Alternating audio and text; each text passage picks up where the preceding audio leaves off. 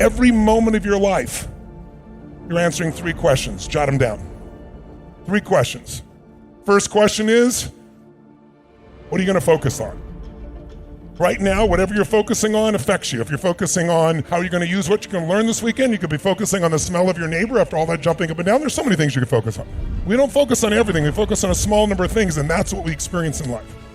And focus, write down, equals feeling. Whatever you focus on, you're gonna feel, even if it's not true. Have you ever had somebody tell you something and said, you think John is your friend? John's not your friend, he's talking behind your back. And you go, no, he's not. John's my friend, you misunderstood. But if 2 or 3 people tell you John's talking behind your back, you can get pretty pissed off because that's really just hurt, right? And then maybe you confront John. Who's ever done this? Confronted somebody about something you've done and then found out you were wrong and felt like an idiot. Who's ever had this happen before? Say aye. So the most powerful decision we make, and most of us don't make it consciously, is what are we gonna focus on? Because you could be focusing right now on the blood rushing through your left ear or the touch of your clothes against your skin, but you don't. Most of what your brain does is distort, delete, and generalize to make life simple. And the problem is when you distort, delete, and generalize, you miss a lot of your life. So we want to kind of see if we can't get out of that. And what we got to do is figure out what the focus is. Let me give you 3 patterns of focus. You tell me which of these are you.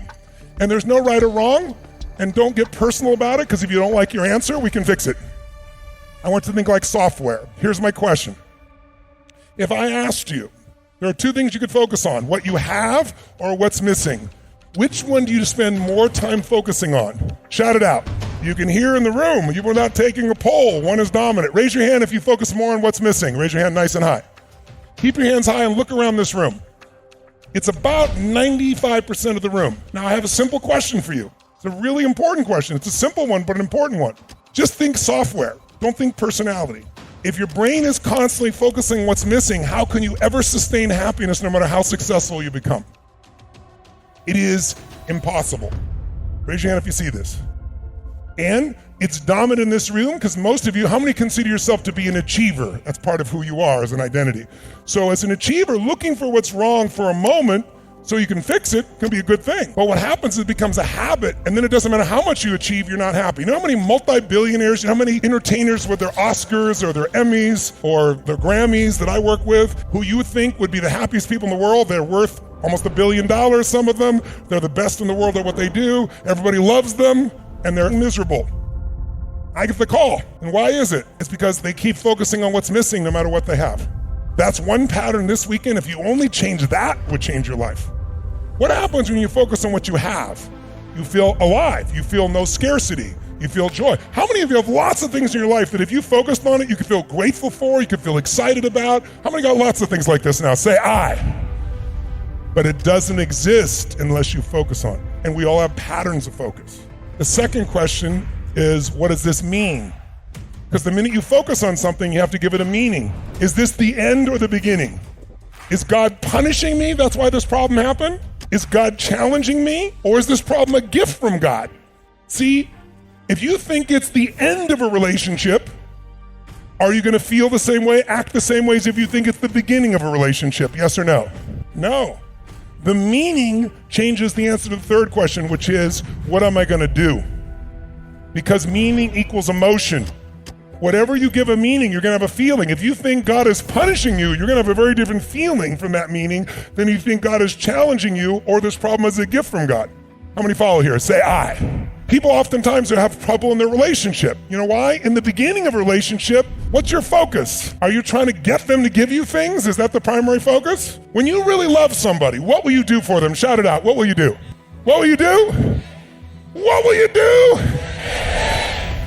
If someone says to you, would you take out the trash? Go take out the trash. What else can I do for you? In the beginning. But after 7 days, 7 weeks, 7 months, 7 years, or 70 years, somewhere between 7 days and 70 years, they go, could you take out the trash? You go, what do I look like? You're a janitor. You go, I don't know what it is. We used to have so much passion. What happened? If you do what you did in the beginning of the relationship, at the end of the relationship, there won't be in it. Because in the beginning, it wasn't a trade. You weren't measuring your meaning. You were focused on how to give. How many can relate to this here? Say I. Once you start measuring what you're getting, it's a transaction. Transactions don't make anyone feel good long term. I'll give you another one on focus, another pattern. Do you tend to focus more on what you can control or what you can't control, what's outside your control? Which do you tend to focus more on, what you can control or can't control? And watch this, it'll be a different pattern this year, I guarantee you. Raise your hand if you focus more on what you can control. Raise your hand. Keep your hands up nice and high. Look around. It's about 80%. How many focus on what you can't control? Can't control. And it's about 20. So it's about 75, 25 or 80, 20. But notice this one is more focused on what you can control, more people. That's why you came here. How many of you came here so you could take more control of some area of your life here? Say, aye. That's why you're here. And how many of you know someone that you wish came with you that frickin' needs this way more than you do, and they're not here?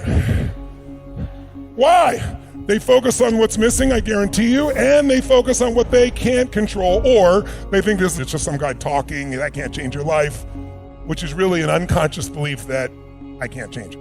Now, some of you have both. What's missing is your focus and what you can't control. How are you gonna feel? Just forget you personally. Think as a software in the brain. What is someone gonna feel who's constantly focused on what's missing and what they can't control? What would you have to feel, my friends? Come on, tell me.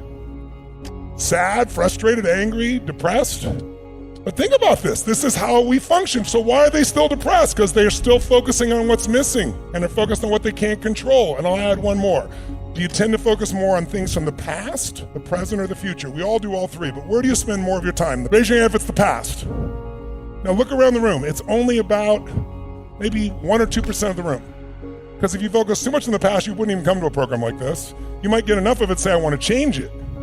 But if you focus on the past, since you can't control it, makes it pretty tough. How many focus more on the present? That's where you spend more of your time, in the present moment. How many focus more on the future? Watch this. Look at this future-based room here. Because that's what achievers do, right? We're focused on how to create a better future. Many of you came for that.